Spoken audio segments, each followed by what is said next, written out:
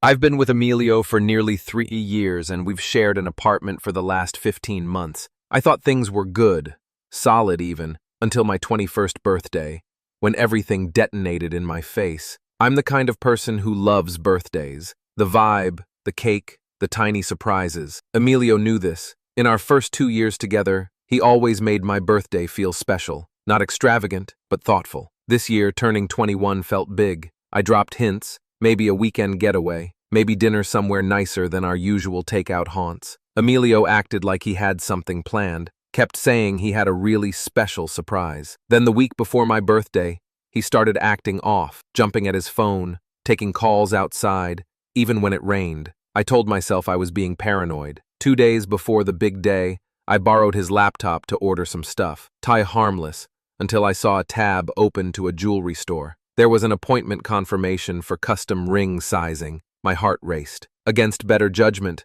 I peeked at his browser history. Searches about proposals, ring options, the works. I was breathless. He's going to propose, I thought, heart pounding. On the morning of my birthday, he gave me a quick kiss, said happy birthday, and left for errands. He was edgy, anxious. I assumed it was nerves. Then his mom called, all cheerful, and while chatting, she let slip something about Ray's girlfriend, Kathy, and a proposal. Ray was Emilio's best friend. I played dumb. She backtracked, realizing she'd said too much. But it hit me. Emilio wasn't proposing to me. He was helping Ray propose to Kathy, except he wasn't. I checked Emilio's messages later when he showered, and what I found destroyed me. He wasn't helping with a proposal. He was the one proposing to Kathy, Ray's girlfriend. They'd been having an affair for months. All the secret plans, the ring, the timing, it was for her, not me. On my birthday, while he still lived with me, he had the gall to act normal afterward,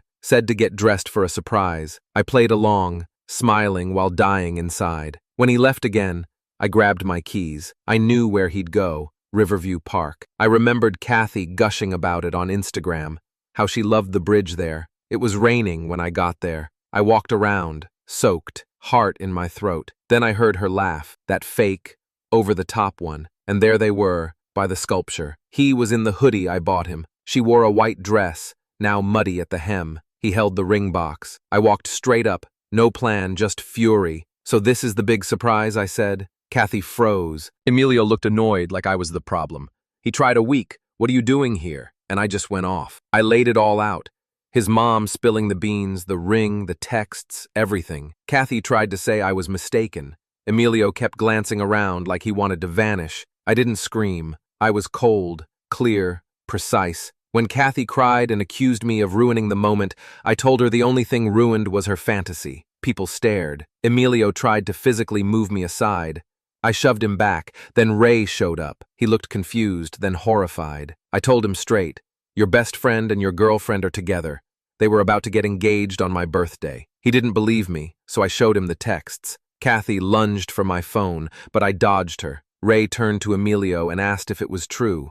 Emilio stayed silent. Kathy begged, said she didn't mean for it to happen. Ray just walked off. Emilio tried to keep the show going. I told him to pack up his things and leave my apartment. Kathy sat on the wet grass and sobbed. I walked back to my car, shaking, soaked in rain and adrenaline. I called my mom. She could tell something was wrong from my voice alone. She offered to come over. I said I needed space. I started packing his stuff that night. Hoodie, gym shoes, the crap he left everywhere. I made a loud pile by the door, music blasting. He showed up an hour later, banging on the door. I didn't open it. Eventually, I cracked the door to tell him he had two choices: take his stuff and go, or I'd call the cops. He tried to plead, said he was confused, pressured. I told him I didn't care. I was done. He left, swearing. My mom came over with the groceries and I let her in this time. We didn't talk about Emilio much. She sat with me, brought her emergency plan folder, and just started quietly working through the chaos. She stayed over that night. The next morning she returned,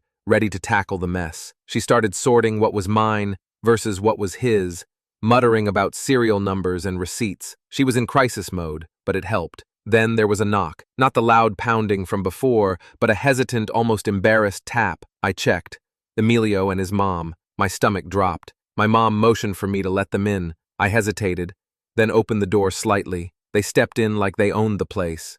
Emilio tried to start with the "I just want my stuff" routine. His mom chimed in about being adults. My mom snapped. No yelling, no touching anything unless we say so. They looked surprised, but nodded. The living room felt claustrophobic with all four of us crammed in. Emilio stood by the window, his mom perched on the edge of the couch like she was about to cross-examine us. My mom sat on the arm of the sofa, looking like a general about to go into battle. Emilio said he just wanted his personal stuff and that he'd leave the big thing. His mom tried to argue over things that were clearly mine. My mom was prepared, with receipts. The couch, I paid for it. The speaker, a gift from my dad. My mom shut down every attempt to claim things that weren't his. Then his mom started in about the emotional damage I'd caused her son, how I humiliated him. I snapped, told her maybe she should have taught her son not to cheat. My mom actually laughed. The whole thing spiraled. Moms yelling about parenting, respect, who raised who better. Emilio tried to step in and got shut down by both of them. Eventually, everything simmered down. He packed his stuff into bags my mom gave him. Quietly, under supervision, he tried to say goodbye. I ignored him. His mom muttered about ungrateful children on her way out. My mom followed them out, stone-faced. Afterwards, she dropped onto the couch with a groan and said, "Well, that was a disaster." I couldn't argue. We started reviewing the lease, the utilities, what needed to be updated. She even looped in my dad on speakerphone. They hadn't teamed up since their divorce, but they were united in rage. Later, Kathy's mom called my mom. I didn't even know they knew each other. She asked if I'd let Kathy apologize in person. My mom shut that down hard. Not your place, not your problem. I could hear Kathy's mom getting frustrated, but my mom didn't budge. They ended the call with a mutual, "Don't contact us again unless necessary." Meanwhile, my phone blew up. Group chats buzzing with gossip. Friends asking if the rumors about the park were true. Some were supportive, others just nosy. One girl I barely knew DM'd me to say Emilio was telling people I was unstable. Classic. I shrugged it off. My mom stayed over again, changed the locks, reset the Wi-Fi, helped draft emails to the landlord. She even called some of my friends to vet them, which was mortifying, but I understood. She meant well. A few days later, I saw Emilio in the lobby. He was with his mom again, collecting more of his things. She made some snide comment about who to trust. I ignored her. He tried to talk to me alone later. I told him, this is exactly how it needs to be. He just nodded and left. The tension lingered. The building manager called to warn us about noise complaints and potential fines. Apparently, Emilio's mom had reported me for damaging his stuff. I laughed. What stuff? Everything of his had been packed neatly. Then Kathy showed up, sitting on the curb outside my building, phone in hand. I didn't want to talk, but I didn't want her causing a scene either. I stepped outside, arms crossed, and just waited. She started with, "I didn't mean for any of this." I cut her off, told her I didn't want apologies. She said Emilio lied to her, told her we were done. I called BS. You knew he was with me. You didn't care until you got caught. That was new for her. Usually she pushes for closure, but this wasn't about closure. It was about boundaries. Later, Emilio's mom started demanding I return some family heirlooms. I asked my mom what the hell she meant, and she guessed it was the ugly ceramic cat I hated. We wrapped it in bubble wrap, slapped a sticky note on it, and dropped it at the front desk. "Take your cat and go." The apartment finally felt like mine again. Quiet, still a bit haunted, but mine. My mom still checked in daily but started giving me more space. I cleaned, rearranged, reclaimed, but Emilio wasn't done. Bills kept coming. The water bill bounced back to me. The landlord emailed a late payment warning. I dug up Venmo receipts showing Emilio owed me half. I texted him. He ghosted, but somehow he had time to post sad boy selfies with captions like, "New beginnings." Then things got creepy. I noticed stuff out of place. My keys moved. A hoodie of his showed up on my chair. I knew I didn't leave it there. I texted him, "Have you been in my apartment?" He played dumb. I told my mom. She went full security mode.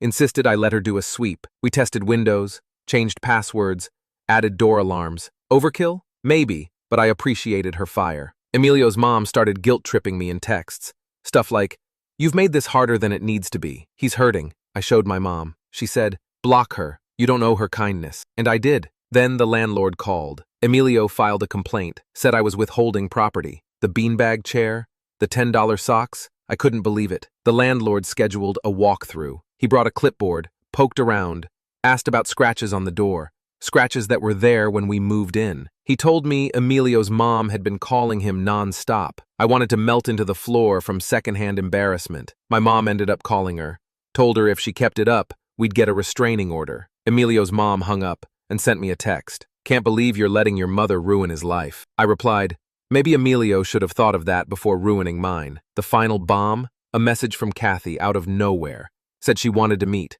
that she finally realized Emilio wasn't honest with either of us. My mom warned me not to go. "Don't let her drag you back into that mess," she said. But curiosity got the better of me. We met at a crowded coffee shop, sat outside. Kathy looked tired, said Emilio claimed I was a crazy ex who wouldn't let go, that I'd forced him to be at the park. I laughed. Yeah, sure. We talked for an hour. Not friends, not enemies, just two people who got played.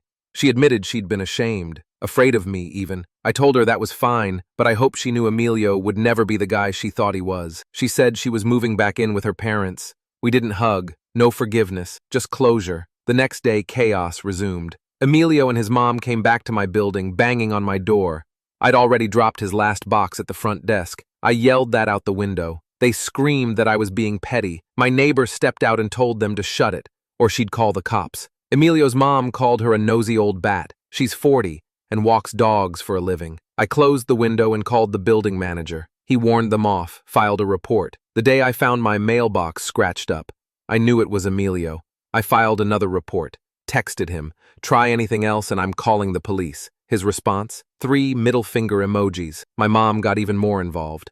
She created a group chat with my dad and aunt. Every time something happened, she updated them. My dad wanted to have a word with Emilio.